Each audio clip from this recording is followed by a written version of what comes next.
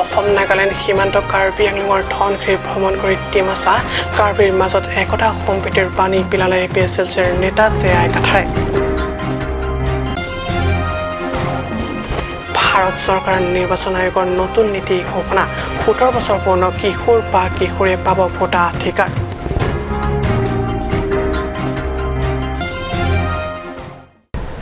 নমস্কাৰ, ষ্টুডিঅ'ত মই প্ৰগজ্যোতি শৰ্মা। এতিয়া কৈছোঁ অসমীয়া প্ৰাইম টাইম বিতং বাতৰিলৈ। অসম নাগালেণ্ড সীমান্ত কাৰ্বি আংলঙৰ ধনশিৰি 17 বছৰ ধৰি সীমা জৰ্জৰিত।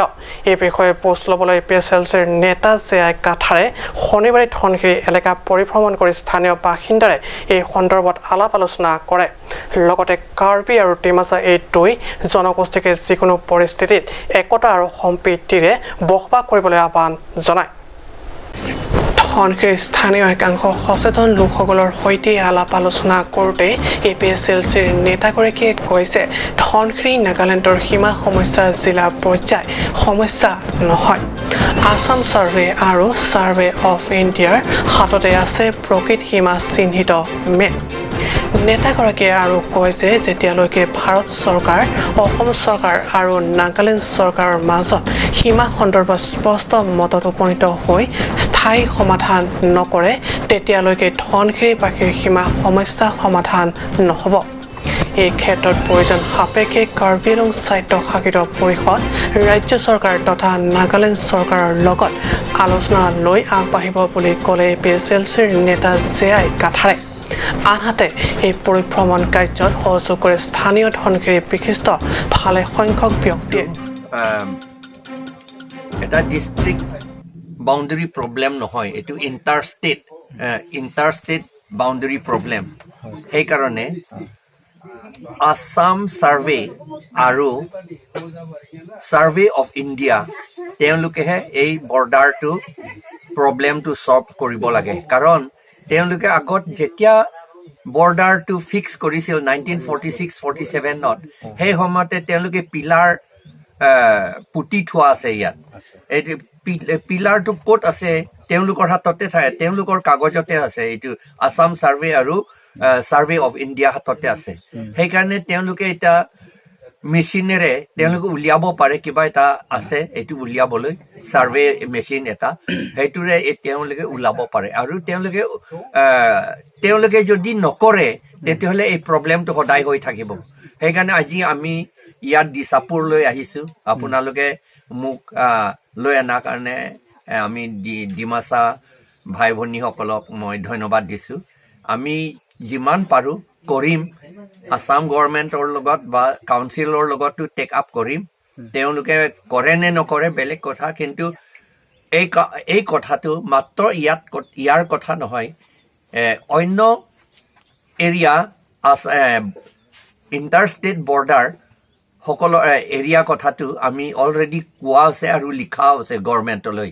এইটো ছাৰ্ভে অফ ইণ্ডিয়া আৰু আছাম ছাৰ্ভেহে এইটো বাউণ্ডেৰীটো দেখুৱাব লাগে, ক'ত বাউণ্ডেৰী আমাৰ বাউণ্ডেৰী আছে নাগালেণ্ড আৰু আছামৰ ভিতৰত মাজত, আছামৰ আৰু নাগালেণ্ড আৰু আছামৰ মাজত ক'ত বাউণ্ডেৰী আছে আমাৰ ছাৰ্ভে অফ ইণ্ডিয়া নহ'লে আছাম ছাৰ্ভেহে এইটো কৰিব লাগে।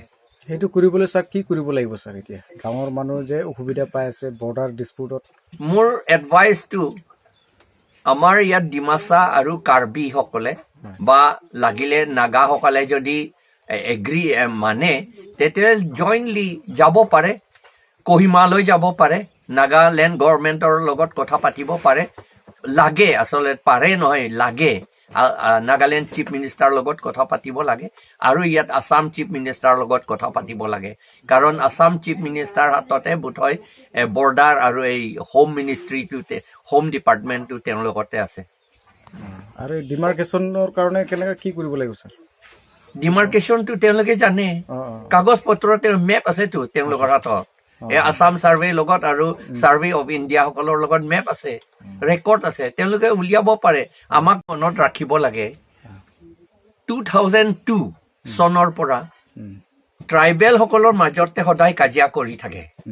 এতিয়া আচৰিত বস্তু, আমাৰ মাটিটো স্পেচিয়েলি নন ট্ৰাইবেল সকলেহে বেছিকৈ অকুপাই কৰিছে। আমাৰ চাকৰিবিলাকো চব নন ট্ৰাইবেলসকলে বঙালী বিহাৰীসকলে চব লৈ লৈছে কিন্তু আমাৰ কাজিয়াটো সদায় ট্ৰাইবেল মাজতে কাজিয়া হয় সেইকাৰণে এটা ভাবিবলগীয়া কথা যে আমাৰ মাজত কোনোবা আমাৰ মাজত নহয় ক'ৰবাৰ পৰা বাহিৰৰ পৰা আমাক উচতাই দিয়ে নেকি ইনষ্টিগেট কৰে নেকি ভায়লেন্স কৰিবলৈ সেইকাৰণে যাতে এইটো ভায়লেন্স নহয় যাতে ইয়াত মাৰামাৰি নহয় সেইটো আমাৰ ট্ৰাইবেলসকলে ডিমাচা হওক নাগা হওক কাৰ্বি হওক খাচী হওক গাৰো হওক সকলোৱে এইটো সাৱধান হৈ থাকিব লাগে ধনশিৰিৰ পৰা টিংকু টিপুচাৰ ৰিপৰ্ট কাট নিউজ নতুন ভোটাৰৰ বাবে ভোটাৰ তালিকাত নাম পঞ্জীয়নৰ ক্ষেত্ৰত কিছু সাল সলনি এই ক্ষেত্ৰত ভাৰত চৰকাৰৰ নিৰ্বাচন আয়োগে ঘোষণা কৰিছে নতুন নীতি 17 বছৰ পূৰ্ণ কিশোৰ বা কিশোৰীয়ে পাব ভোটাৰ তালিকাত নাম পঞ্জীয়নৰ অধিকাৰ দেশৰ যিসকল কিশোৰ বা কিশোৰীয়ে 17 বছৰ বয়স পূৰ্ণ কৰি 18ত ভৰি দিছে অথচ 18 বছৰ পূৰ্ণ হোৱা নাই এতিয়াৰ পৰা তেনে কিশোৰ বা কিশোৰীয়ে পাব ভোটাৰ তালিকাত নাম পঞ্জীয়নৰ অধিকাৰ এই সন্দৰ্ভত আয়োজিত সংবাদমেল যোগে পশ্চিম কাৰ্বি আংলং জিলাৰ উপায়ুক্তই সদৰি কৰে সাংবাদিকৰ আগত লগতে উপায়ুক্তগৰাকীয়ে আৰু কৈছে ইতিমধ্যে যিসকল ভোটাৰে তেওঁলোকৰ ভোটাৰ আইডিত ফটো ভাল হোৱা নাই তেওঁলোকেও ভাল ফটো সলনি কৰাৰ লগতে আধাৰ কাৰ্ডৰ লগত সংযোগ কৰা আদি কাৰ্য কৰিব পাৰিব সংবাদ মেলত উপায়ুক্তগৰাকীয়ে আৰু কৈছে জনসাধাৰণে ভোটাৰ তালিকাত এইসমূহ সংযোজন কাৰ্য বছৰত 4বাৰ সুবিধা প্ৰাপ্তি হ'ব হামিনৰ পৰা সুন্দৰকৰ report cut news As from tomorrow, not tomorrow, means from Monday, the 1st of August, we'll be starting the summary revision, special summary revision, as instructed by the Election Commission of India. So there are a few amendments are there. So I would like to apprise you so that our general publics come to know about all this. That's why we have asked for this press conference. As you know, like before the qualifying date was 1st of January. Now Election Commission has revised, so they have given 3 more qualifying dates, that is 1st of January, then 1st of April, 1st of July and 1st of October. So this is the new inclusions, and also we have few important inclusions and changes. As you know, the different forms are there. Form 6 is for voter registration, and Form 8 is for correction of any details. Then Form 7 is for deletion of name, who are the dead voters or they may have shifted from this place. And there is another form, that is 6B. This will be linked with voter ID with their Aadhaar number. This is the new inclusions. And I would like to apprise you regarding the timeline. As you know, from 4/8/2022, we'll be starting the pre-revision activities. So these activities will be the rationalization and rearrangement of polling stations, then removal of any discrepancies regarding epics, and also improvement of different qualities of photographs, which has been as you know, many epics are blurred, so you cannot specify the images, so these will be rectified. And also there is many gaps are there, so these things will be rectified from 4/8/2022 to 24/10/2022. Then after that we'll be having the preparations for printing of the draft roll.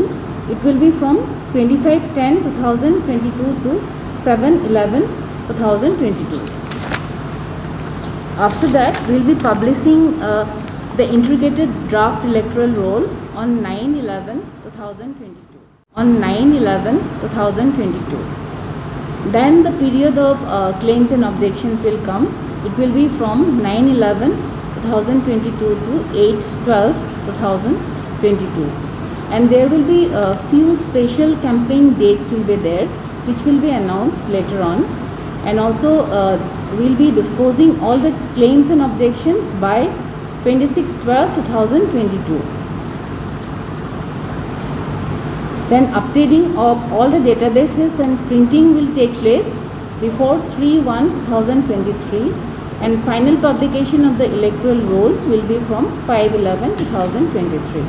So I would like, my dear friends, you publish it in a large way so that our new voters will come to know about this process. And there is another inclusions, those persons or youngsters who are above 17 years, they can apply beforehand also within this time. So kindly percolate down this message to everyone. So that is all from us. Thank you. 1 আগষ্টত election কমিশ্যনে কেইটামান app launch কৰিব আৰু portal launch কৰিব। Through পৰ্টেলো তেওঁলোকে পাৰিব and through BLO পাৰিব। আৰু এইবাৰ সকলোৰ পৰা এটাই অনুৰোধ যে আমি যদি অনলাইন এপ্লিকেশ্যনছ কৰোঁ তেতিয়াহ'লে তেখেতসকলে ঘৰতে বহি মানে সেই গোটেই অনলাইন ফৰ্ম তেখেতে ছাবমিট কৰিব পাৰিব। তো সেইখিনি আমি 1 আগষ্টত যেতিয়া ইলেকশ্যন কমিশ্যনে বস্তুটো লঞ্চ কৰিব আপোনালোকক এই বিষয়ে আমি অৱগত কৰিম। দেশৰ ৭৫ সংখ্যক ভাৰত স্বাধীনতা দিৱসৰ উপলক্ষে দেশৰ চৰকাৰে হৰ ঘৰ তিৰংগা শীৰ্ষক কাৰ্যসূচী ৰূপায়ণ কৰি স্বাধীনতা দিৱসৰ তাৎপৰ্য তথা সোৱাদ অধিক প্ৰদানৰ প্ৰয়াস কৰিছে। দেশৰ এই ৭৫ সংখ্যক স্বাধীনতা দিৱসৰ সৈতে সংগতি ৰাখি কাৰ্বি আংলং জিলা উপায়ুক্ত কাৰ্যালয়লৈ যোৱা পথত শনিবাৰে হৰ ঘৰ তিৰংগা নামৰ এখন সৰু বিপণী উন্মোচন কৰা হয়। আজাদী কি অমৃত মহোৎসৱৰ অন্তৰ্গত এই বিপণীখন শুভ উন্মোচন কৰে। সকলো শ্ৰেণীৰ ৰাইজে এই বিপণীখনৰ পৰা অতি কম মূল্যত ক্ৰয় কৰিব পাৰিব ৰাষ্ট্ৰীয় পতাকা। এই সুযোগতে জিলা উপায়ুক্তই সমূহ জনসাধাৰণক অনুৰোধ জনাই কয় যে অহা 13 আগষ্টৰ পৰা 15 আগষ্টলৈকে সকলোৱে নিজ নিজ ঘৰত ৰাষ্ট্ৰীয় পতাকা উৰুৱাব লাগিব। তো তাৰ লগত সংগতি ৰাখি हर घर तिरंगा प्रोग्राम लॉन्च करिছে আৰু news tax report cut news.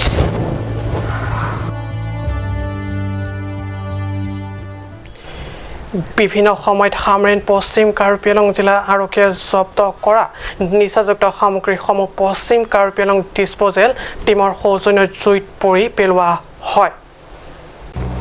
পশ্চিম কাৰ্বি আংলং আৰক্ষী সংৰক্ষণ নিৱেশৰ চৌহদত জ্বলাই পেলোৱা নিচাযুক্ত সামগ্ৰীসমূহৰ ভিতৰত আছে 118 নং সামপ্লেক্স কেপচুল, 18 নং সামপ্লেক্স কেপচুল আৰু কফ চিৰাপ 25টা বটল।